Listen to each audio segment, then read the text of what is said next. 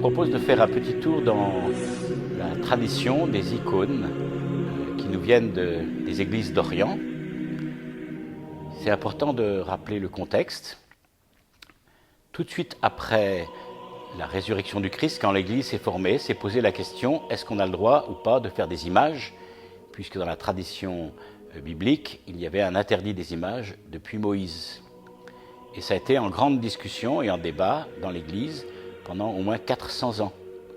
Et en fait, les icônes sont devenues officiellement autorisées à partir du concile de Nicée-Constantinople, un moment qui coïncidait avec une déclaration de la foi commune à tous les chrétiens, Jésus-Christ, vrai Dieu et vrai homme.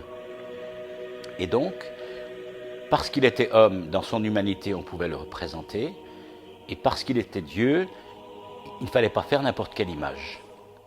De là est née une tradition avec des signes, des symboles, que nous allons expliquer tout à l'heure, et aussi avec cette affirmation que tout devait partir du Christ ressuscité, puisque même les récits d'évangile viennent après la résurrection et sont marqués de la résurrection dans tous leurs récits.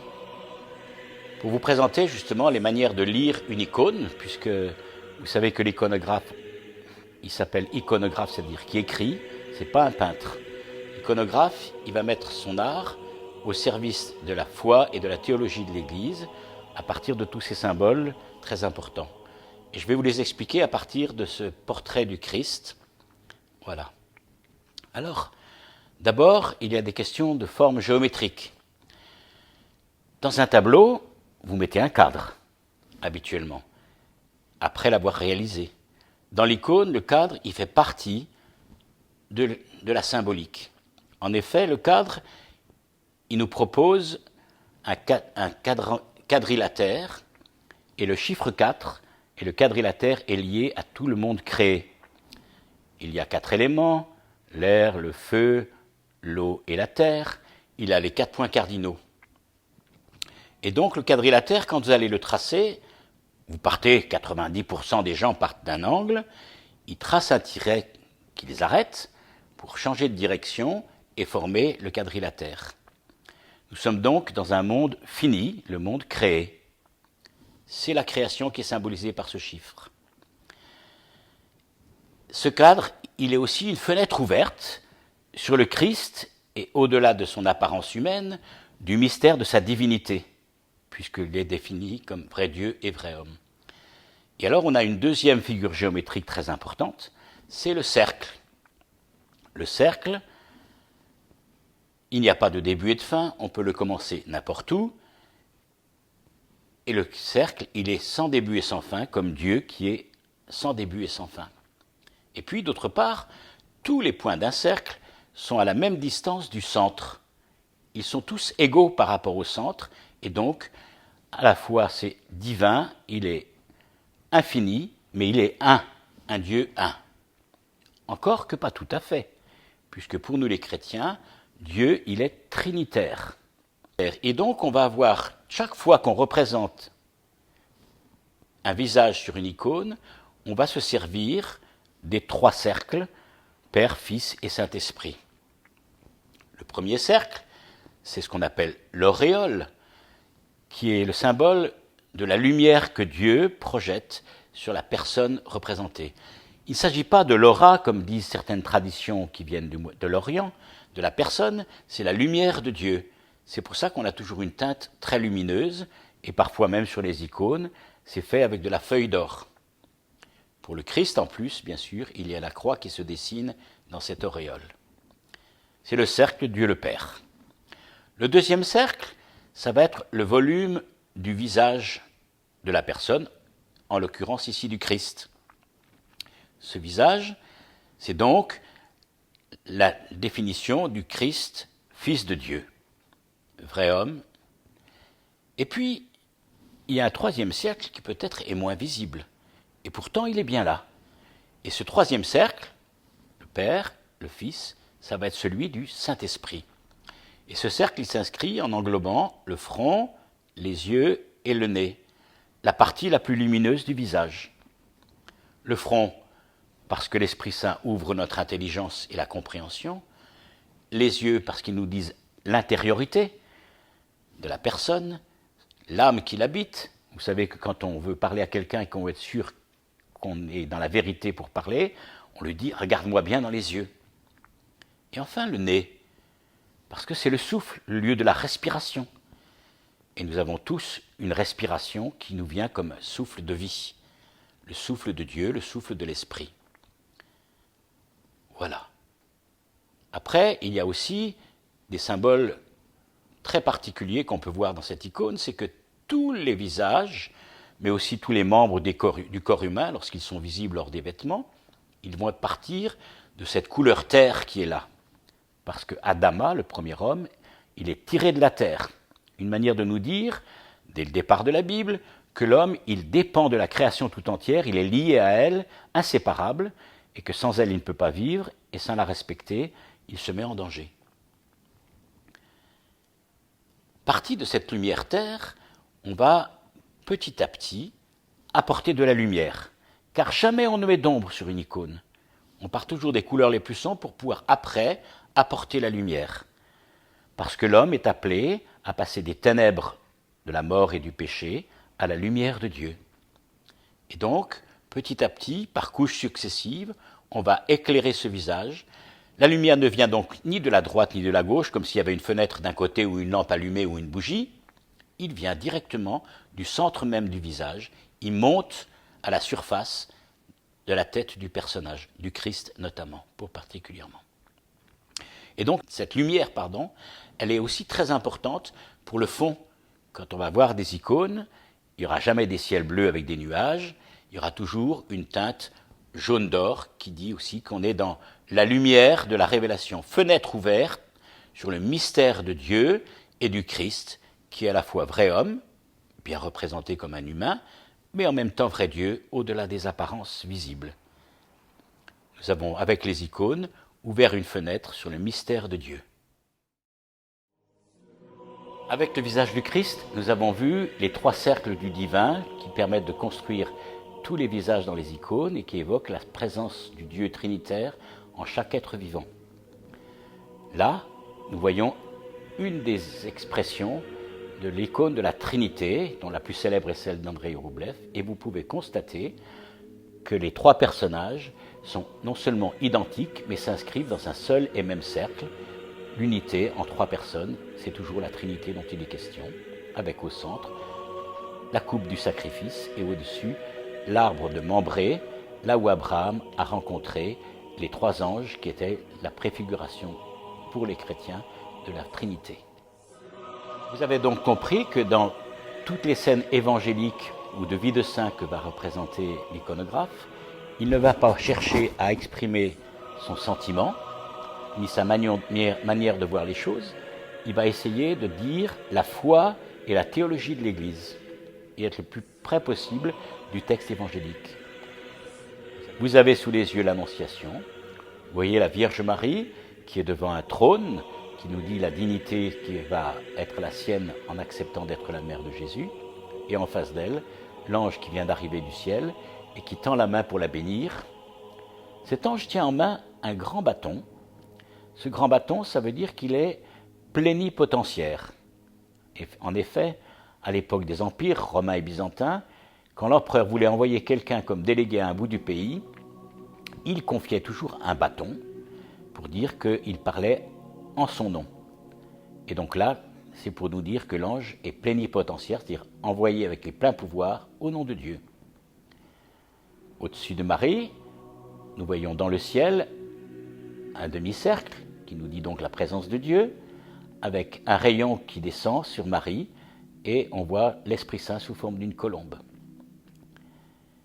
Marie est devant un mur qui symbolise que c'est chez elle que l'ange est venu lui apparaître, et au fond, on voit des bâtiments qui nous rappellent que c'était dans un village et non pas en pleine campagne.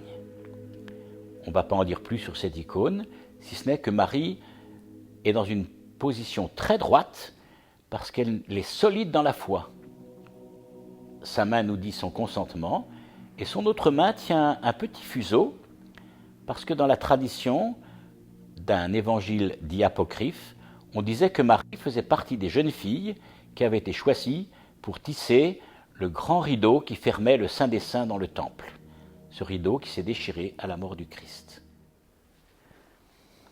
Ici, nous avons la présentation au temple, une fête très très célébrée chez les orthodoxes, un peu moins chez nous les catholiques, puisqu'elle ne tombe pas toujours un dimanche. Elle fait partie de l'ensemble des fêtes autour de Noël et de la manifestation du Christ, l'épiphanie. C'était la tradition chez les Juifs, le premier-né mâle d'une famille était présenté au temple à Dieu pour consacrer à Dieu cet enfant. Et souvent, les familles pauvres venaient avec un sacrifice de 2 colombes. C'est pourquoi nous voyons Joseph derrière Marie, qui tient 2 petites colombes. En face de Marie, il y a le vieillard Siméon. Vous savez, ce vieillard qui avait reçu comme annonce qu'il ne verrait pas la mort avant d'avoir vu le Messie d'Israël. Alors, il prend Jésus dans ses bras et il l'accueille en rendant grâce à Dieu de voir enfin le Messie d'Israël.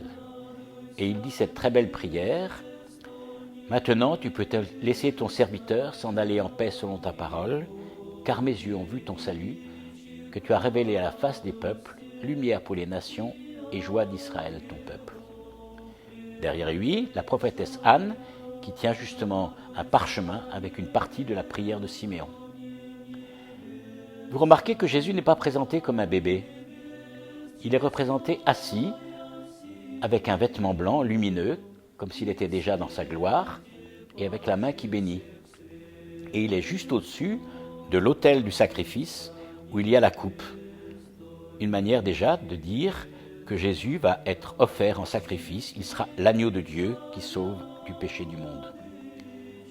Et Siméon qui va dire à Marie, « Ton cœur toi-même sera transpercé ». C'est ce qui lui arrivera au pied de la croix en voyant mourir son fils.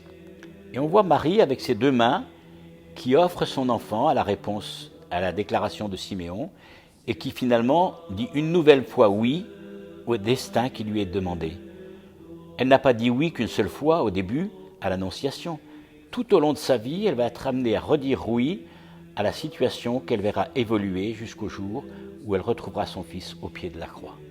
Jésus a emmené un jour sur la montagne Pierre, Jacques et Jean, qui l'accompagneront d'ailleurs à l'écart quand il sera en train de vivre sa passion au Jardin des Oliviers.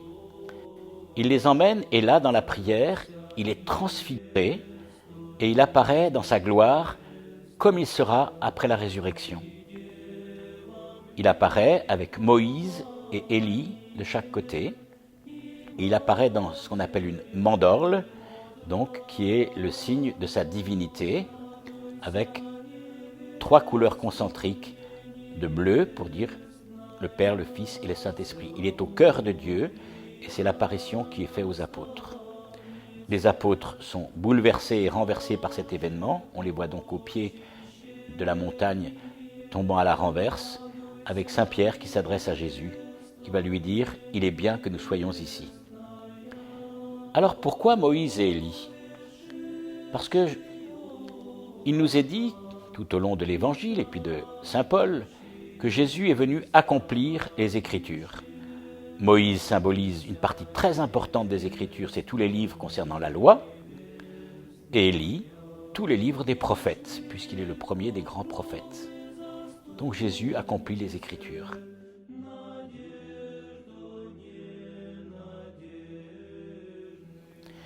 Nous voici avec Jésus au jour des rameaux, qui va entrer glorieusement dans Jérusalem. Béni soit celui qui vient au nom du Seigneur.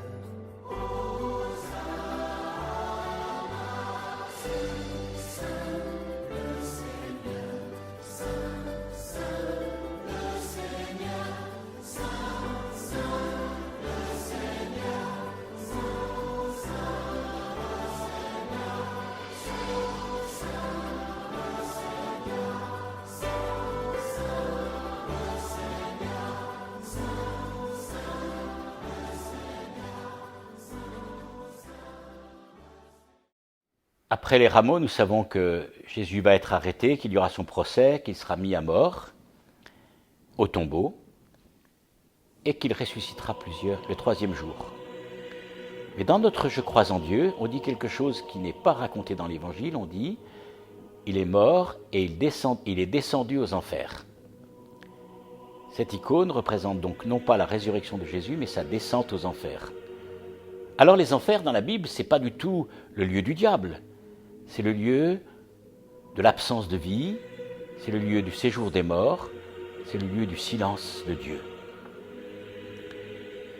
Et en disant que Jésus est descendu aux enfers, c'est d'une part nous dire qu'il est vraiment mort et qu'il a vraiment rejoint l'univers des morts, même si ce n'a été que pour 3 jours. Et surtout, on nous le montre en train d'arracher toute l'humanité pour l'entraîner vers la résurrection. Et vous voyez que Jésus tient en main 2 personnages qui sortent d'un sarcophage, un homme et une femme. En fait, comme Jésus est venu pour toute l'humanité, qui est-ce qui tire de ses mains ? Adam et Ève, depuis l'humanité, depuis son commencement, depuis son début. Et derrière, on voit des groupes de gens qui symbolisent tous ceux qui ont précédé Jésus et qui eux aussi sont appelés à la résurrection. Notamment, on voit d'un côté de Jésus Saint Jean-Baptiste, qui a une auréole et qui tient un rouleau pour dire qu'il était prophète. Et puis de l'autre côté, on voit 2 rois couronnés avec des auréoles.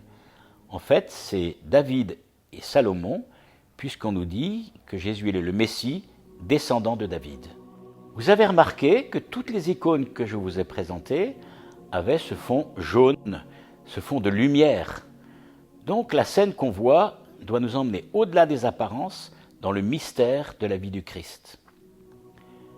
Parmi les mystères, il y a celui de l'ascension, qu'aucun historien ne peut prendre en compte d'un point de vue purement historique ou journalistique. C'est un événement qui demande la foi. Et l'icône, elle est là pour nous introduire dans la foi. Sur cette icône, nous voyons le récit qui est fait notamment dans Saint Luc. On voit au centre Marie, qui est droite dans la foi, comme un pilier qui soutient les apôtres qui sont là autour d'elle. C'est ce qu'elle a fait jusqu'à la Pentecôte. Depuis la mort jusqu'à la Pentecôte, devenant la mère des disciples, comme Jésus le lui avait demandé sur la croix. Vous voyez ces 2 mains ? Une est tournée pour indiquer le ciel et la direction où le Christ est enlevé au ciel, et l'autre tournée vers les disciples. De chaque côté d'elle, on voit 2 anges. 2 anges en vêtements blancs, vêtements de lumière, symbole de création céleste. Ils mettent du coup beaucoup en valeur la Vierge Marie. Et c'est très important dans le culte des orthodoxes qui donnent une grande place à Marie, même s'ils ne le font pas tout à fait comme nous les catholiques.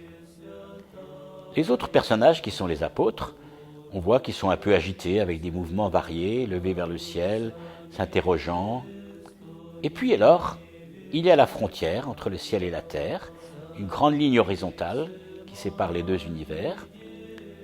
Le Christ, il est dans sa gloire, donc il est dans un vêtement de lumière, un vêtement blanc, il est devenu céleste, ressuscité, dans un cercle qui rappelle qu'il est au cœur même de la divinité, toujours avec les 3 couleurs de bleu, concentriques, et porté par des anges qui le conduisent vers le ciel. Nous voyons donc le passage de la vie du Christ sur terre à la vie du Christ auprès de Dieu pour l'éternité.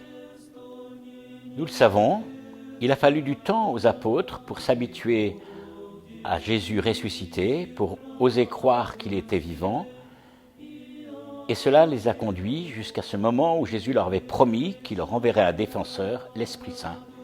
C'est la Pentecôte. Ici, nous avons un symbole qui ne dit pas la scène de la Pentecôte telle qu'elle est racontée dans les Actes des Apôtres par saint Luc, mais qui nous dit la signification de cette Pentecôte. Nous voyons en effet les apôtres réunis en demi-cercle, un peu comme une assemblée plénière, comme un synode ou un concile. Ils sont là pour discuter ensemble de la manière de continuer à évangéliser les gens et à faire leur mission d'église.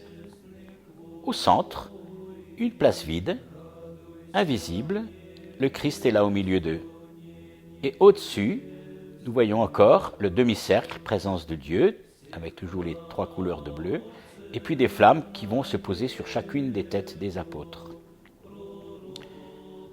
À leurs pieds, il y a comme une espèce de caverne ou de cave, enfin un endroit où c'est tout noir, c'est les ténèbres.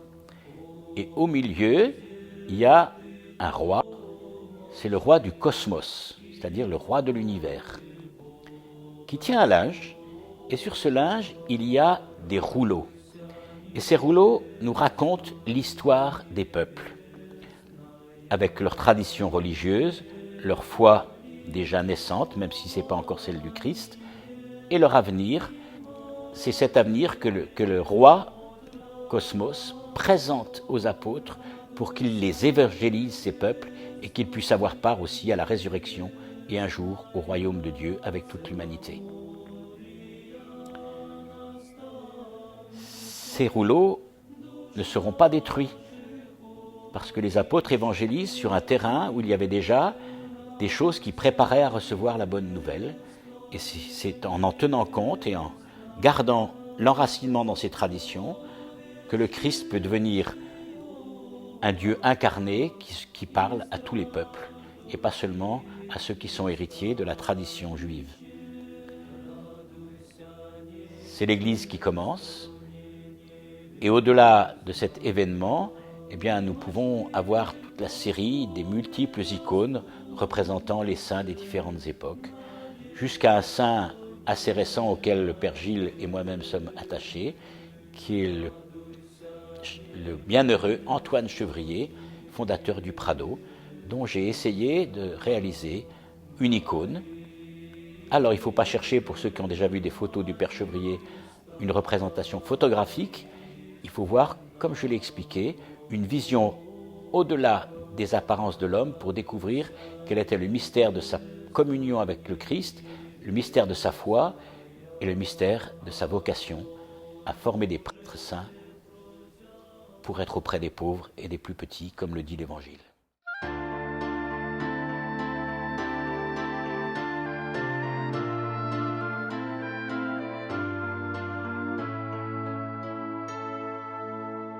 Ô Verbe, ô Christ, que tu es beau, que tu es grand, qui saura te connaître, qui pourra te comprendre. Fais au Christ que je te connaisse et que je t'aime.